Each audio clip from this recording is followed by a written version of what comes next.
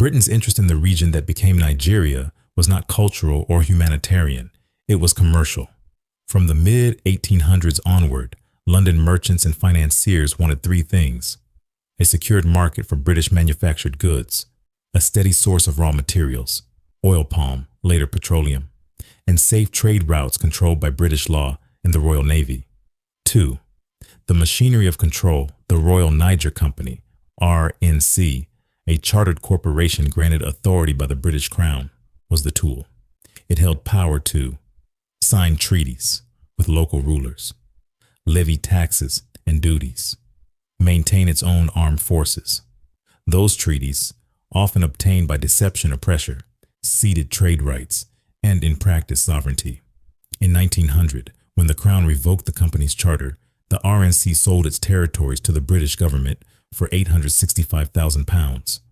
That purchase price became the seed of what we call Northern and Southern Protectorates. 3. The Amalgamation, 1914. Sir Frederick Lugard merged North and South for one purpose: to finance the less profitable North with the revenues of the South. This meant an administrative design where tax and export duties flowed to a central treasury in London. Railways and ports were structured to move goods outward, not to connect Nigerians to one another. Local governance was filtered through indirect rule, ensuring British supervision of native rulers. That structure never truly changed. Independence in 1960 altered the flag, not the flow of capital. 2. Post-independence continuity. 1. Financial architecture. Sterling balances. Britain retained Nigerian reserves in London well after independence. Oil concessions. By the 1950s, Shell BP, now Shell plc, controlled exploration and production. Banking. British banks such as Barclays and Standard Chartered dominated finance. Nigerian names were later attached, but ownership remained international. 2. Political alignment. British officers trained post-colonial Nigerian military elites. Whitehall's diplomats managed early coups by controlling information and recognition. The message was simple: any regime hostile to British economic interests will not last long. 3. Modern continuity. Even today, trade, insurance, and legal arbitration routes for Nigeria's oil contracts pass through London. That dependency is invisible to the average citizen, but visible to anyone who traces the bank accounts of crude proceeds, bond issuances, or court settlements. 3rd, the mechanism of enforcement tool function. Debt instruments keep state budgets dependent on Western credit ratings. Legal jurisdiction, London courts, ensure resource disputes are adjudicated under British law. Media framing define who is called separatist, rebel, or terrorist. Security cooperation intelligence, sharing used selectively to contain nationalist movements, where Nnamdi Kanu's movement fits. Kanu's language, Biafra, self-determination, restoration, targets the structure itself.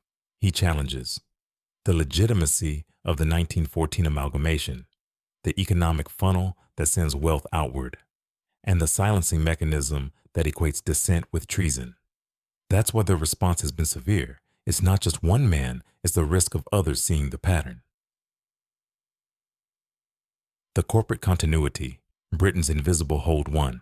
The Royal Niger Company's bloodline. When the Crown bought out the RNC in 1900, the company itself didn't die. It mutated. The directors received compensation and restructured into Niger Company Limited, later merging into UAC, United Africa Company, which by 1929 was absorbed by Unilever. Thus, profits extracted under gunboat diplomacy continued through soap, palm oil, and later agro-industrial monopolies. This single lineage tells the truth. The empire's flag withdrew, but the corporate charter remained. 2. Oil, the new colonial charter. By the 1950s, Shell BP, Anglo-Dutch-British Petroleum Partnership, was given sole exploration rights. Post-1960 independence did not alter this.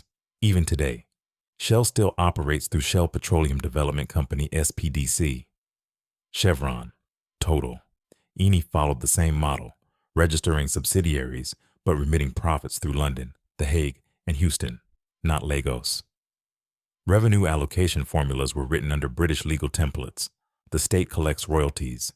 The companies keep control of production data and export pricing. So the oil never truly became national wealth, only national revenue managed under British financial law. Knajdi. Banking and currency dependency. The Bank of England and City of London clearinghouses handle Nigeria's Eurobond issues and foreign reserves. Major Nigerian banks, First Bank Union UBA, began as colonial banks, extensions of Standard Chartered and Barclays. Their compliance, auditing, and transfer systems still operate under UK law. The Naira, created in 1973, was pegged to the pound sterling in practice for years. Currency printing contracts remain external, hence fiscal independence is rhetorical. Monetary strings still tie Nigeria to the metropole. 4. Legal continuity, the treasonable felony trap. The Criminal Code Act used to charge Nnamdi Kanu was enacted in 1916, a colonial statute written by the same administration that crushed early nationalist movements. It defines treasonable felony in the language of empire: any act with intent to levy war against His Majesty. When independence came, His Majesty was merely replaced by the federal government. The structure of suppression remained identical. Thus, a colonial law meant to silence anti-imperial voices became the instrument to prosecute a modern freedom movement. That is why the charge terrorism, treasonable felony against Kanu is incoherent. It merges a colonial loyalty clause with a 21st century global security vocabulary, a hybrid designed to criminalize political dissent. 5. The security economic nexus British, American, and EU intelligence cooperation is officially framed as counterterrorism, yet it also protects energy infrastructure and maritime routes. A destabilized or self-determined Biafra region threatens oil export continuity, pipeline security, and London's role as intermediary for Nigerian crude contracts. Hence, political repression is conveniently labeled security stabilization. Suez. Narrative control. The term terrorism ensures international alignment. Once applied, foreign partners automatically back the state. Every global financial and travel sanction list is keyed to that word.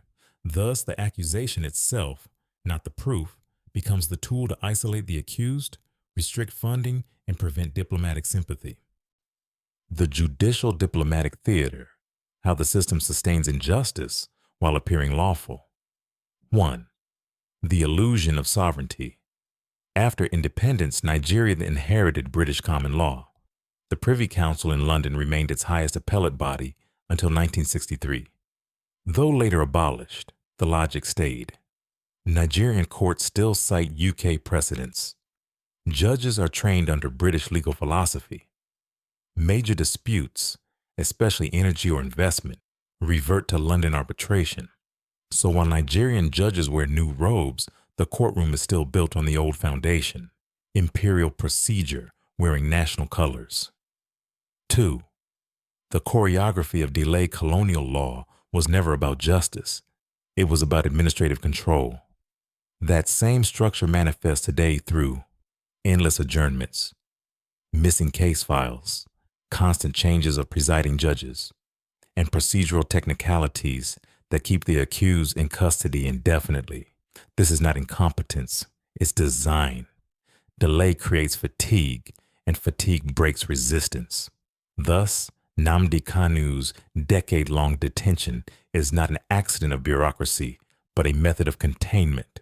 Justice, frozen in motion. 3. Diplomatic choreography, the silent handshake. The world's major powers seldom intervene publicly in internal colonial residues. Instead, they coordinate through quiet briefings between embassies, intelligence sharing under counterterrorism labels, economic reassurances that investments will remain safe. When a case like Kanu surfaces, it becomes an unspoken understanding between states. We'll manage the optics if you manage the outcome. Hence, Britain offers consular assistance, but no pressure. America cites rule of law, but no sanction. The EU funds peace initiatives that dilute accountability. 4. The UN and international law paradox. Even when the UN Working Group on Arbitrary Detention, 2022, ruled his rendition unlawful, no enforcement followed. Why? Because the UN has no enforcement arm. Compliance depends on state cooperation. Nigeria sits on key UN committees and contributes troops to peacekeeping. Diplomacy softens consequence. Western members avoid confrontation that could destabilize oil supply or regional security. Thus, law without consequence becomes theater, legal symbolism masking political complicity. 5. The British-Nigerian Diplomatic Accord. Britain's High Commission in Abuja uses measured language. We are providing consular support and monitoring the legal process. That sentence, repeated since 2021, does two things. It acknowledges citizenship but denies liability. It signals alignment with Nigerian authorities. Behind it lies the oldest rule of empire: protect economic interests first, human rights second. 6. The weaponization of global narratives. When Western media describe African liberation movements, terminology becomes the invisible sword. The same descriptors that justified colonial conquest are now reused under the banner of counterterrorism. 7. The goal of the theater. The system doesn't need to win in court. It only needs to never conclude. Endless litigation preserves the appearance of due process while ensuring the prisoner remains neutralized. Every adjournment, every procedural review signals to the public that the matter is before the court. An excuse that can last decades. 8. The spiritual architecture behind it. Every empire has always sought to clothe injustice in legitimacy. In biblical terms, woe unto them that decree unrighteous decrees, and that write grievousness which they have prescribed. Isaiah 10:1. The empire writes its sin into law, then calls obedience righteousness. What you are witnessing, wisdom, is the same handwriting. From Pharaoh's scroll to the colonial gazette, only light can reveal the ink. 9. The crack in the system. Even theater can fail. Kenya's High Court ruling, June 2025, labeling Kanu's rendition unlawful, created a legal fracture between states. The UN opinion adds moral pressure. Nigeria's internal fatigue with corruption is spreading among its youth. These fractures, though small, mark where truth seeps in. The next layer, the manufacture of consent, how minds are shaped to accept the injustice they live under. 1. The colonial classroom that never closed. The first schools Britain built in Nigeria were not for liberation, they were for administration. Curricula emphasized English history, European geography, and the ethics of obedience. Indigenous languages and histories were demoted to vernacular. This produced a bureaucracy fluent in English but alien to its own memory, a class that still runs the country. Thus, every generation since independence inherits the reflex to trust foreign validation and to fear dissent.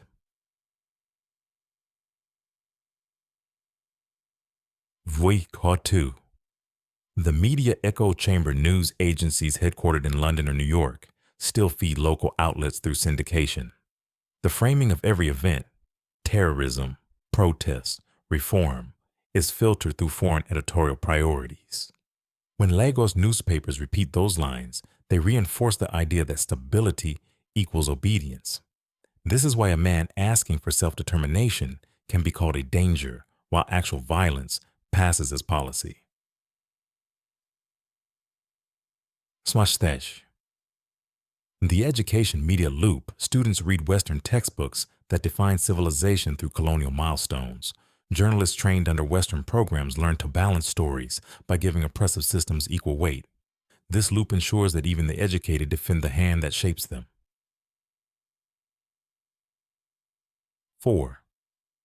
The psychological pillar, fear of isolation. Colonial rule worked by making resistance appear futile. Today, social and professional fear do the same. To question authority risks being labeled tribalist, radical, or unpatriotic. This stigma keeps many silent even when conscience burns. 5.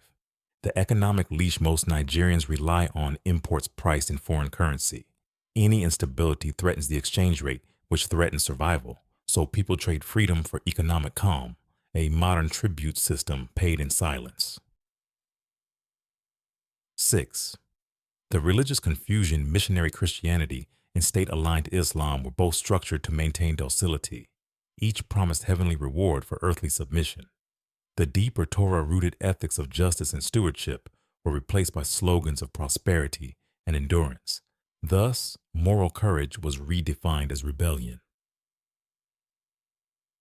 7. The Global Reinforcement International NGOs, think tanks, and donors reward moderation and stability. Funding flows to those who speak softly of reform, not those who expose structural injustice. This global endorsement seals the illusion. If the world approves, it must be right. 8. The purpose of the illusion. By manufacturing consent, the system no longer needs visible chains. People police themselves, teachers repeat empire's logic, journalists translate its fears, citizens doubt their own truth. That is the highest form of control, voluntary captivity. 9. Cracks in the illusion.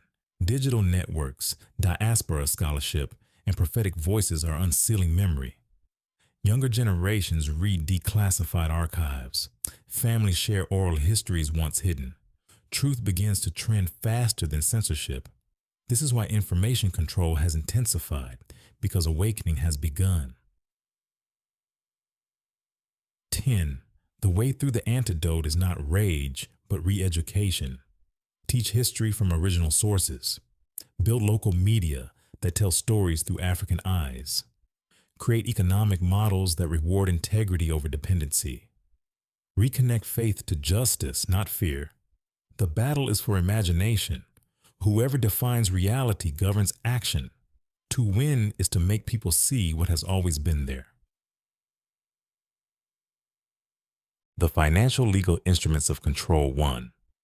Foreign currency debt and bond markets. Nigeria, like many developing nations, raises money by issuing Eurobonds, dollar or sterling denominated debt sold through banks in London and New York. The legal contracts specify that disputes are heard under English law in UK courts. Investors are protected by clauses that allow them to seize state assets abroad if repayment fails. This means policy decisions in Abuja must keep London markets confident or the currency and budget collapse. Example: Nigeria's $500 million 2022 Eurobond was arranged by Citigroup, J.P. Morgan, and Standard Chartered under English law. 2. The London Arbitration Clause. Nearly all major oil, gas, and infrastructure contracts include this agreement shall be governed by and construed in accordance with English law, and disputes settled in London arbitration. Arbitration houses, LCIA, London Court of International Arbitration, and ICC London Branch, hear multi-billion-dollar disputes. Results are enforceable globally under the New York Convention. In practice, British lawyers interpret Nigerian resource contracts and decide damages payable by Nigeria. 3. Bilateral investment treaties, BITs. Britain and Nigeria signed BITs guaranteeing British investors protection from expropriation. These treaties bind Nigeria to compensate foreign companies, even when laws change for public good. If Nigeria raises taxes or tightens environmental rules, firms can sue the state in London or The Hague. Case pattern: oil spill or gas flaring disputes resolved abroad, awards paid from Nigerian reserves. 4. Development assistance and tied consultancy. UK aid, DFID, now FCDO, and the World Bank structure grants and loans so that British consultancy firms manage implementation. Roughly 60 to 70% of contract value can return to UK or allied companies through technical assistance fees. The loan remains on Nigeria's books, but profits cycle back to the lender's economy. 5. Extractive industry profit roading. Multinationals register local subsidiaries in Nigeria, but shift profits through the Netherlands, Jersey, or London using transfer pricing. Example, crude is sold to a UK-based affiliate at below market price, then resold at full value. Taxes are paid where the profit appears, offshore. This is legal under current tax treaties drafted in the 1950s to 70s. 6. Monetary policy dependency. Nigeria's foreign reserves are held mainly in US dollars and British pounds in Western custodial banks. Currency management follows IMF guidelines, and the Naira's stability depends on global oil receipts traded in London. Any sanction or rating downgrade in London automatically weakens the Naira. 7. Sovereign risk insurance and credit ratings. Agencies such as Moody's and Fitch, London office, set Nigeria's credit rating. This rating dictates interest costs on loans. A single downgrade adds millions in annual debt service, powerful incentive to maintain policies acceptable to those markets. 8. Legal education and training pipeline. Nigerian lawyers often study or certify under UK Bar/LLM programs. The curriculum reproduces English commercial law. Hence, even reform-minded jurists instinctively protect the same framework that limits national autonomy. 9. Aid conditionalities and governance benchmarks. IMF, World Bank loans include conditions: currency devaluation, privatization, subsidy removal, drafted in coordination with Western finance ministries. Compliance ensures continued access to capital. Defiance triggers capital flight. 10. Media and think tank reinforcement. Economic policy.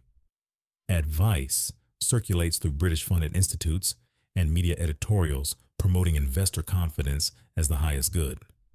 The vocabulary: reform, modernization, liberalization normalizes dependency as progress.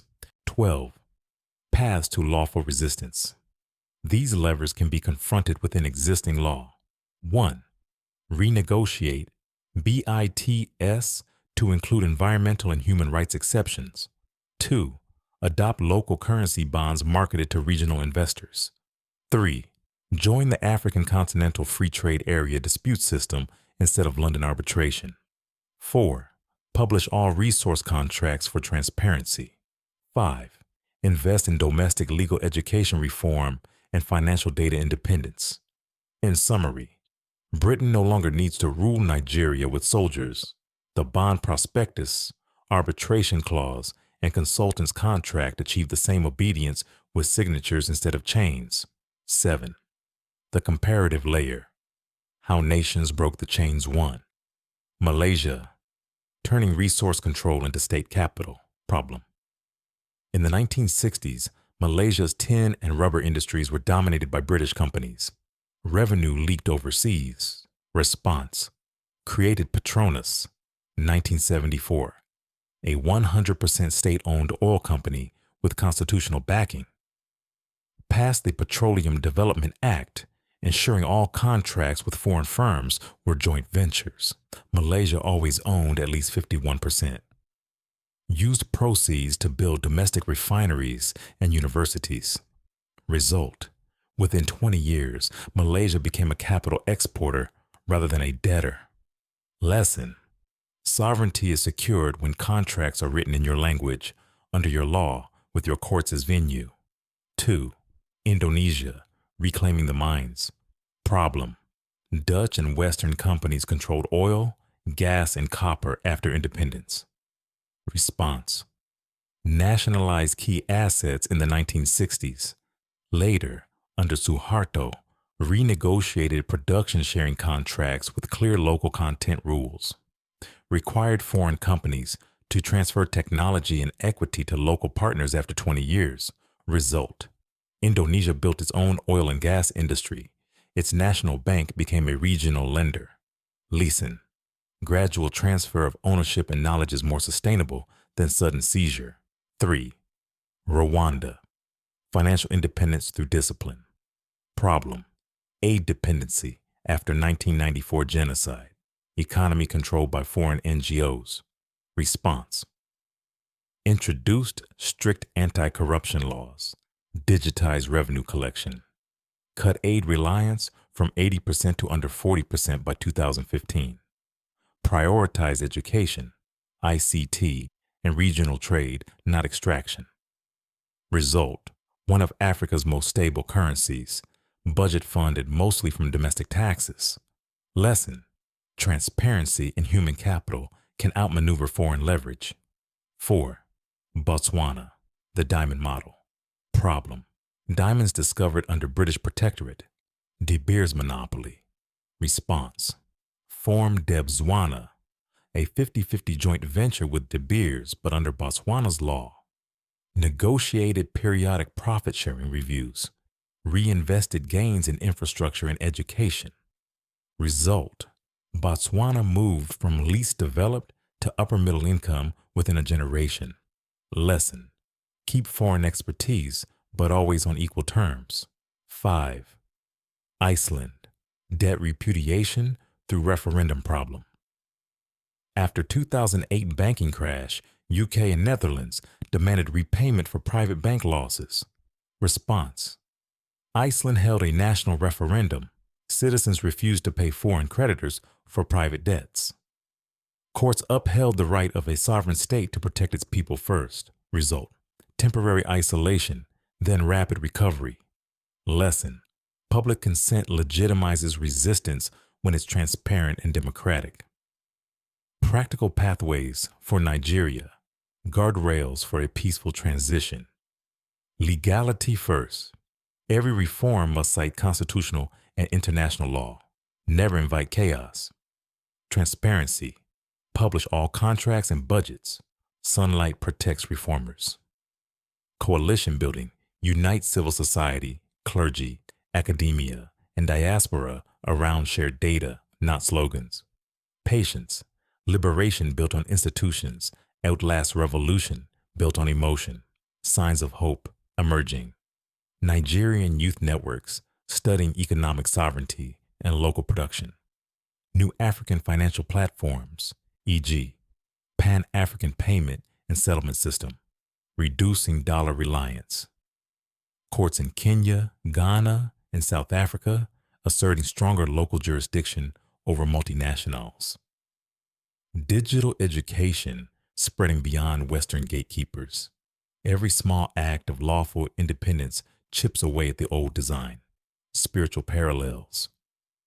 In Scripture, deliverance came not by might, but by obedience and truth spoken in season. Yeshua overturned tables not to destroy the temple, but to restore its purpose. Likewise, exposing these systems isn't rebellion, it's redemption, returning governance to righteousness. Closing thought. Freedom begins the moment truth is no longer feared. The path exists. It only asks for leaders who fear Yahweh more than they fear markets.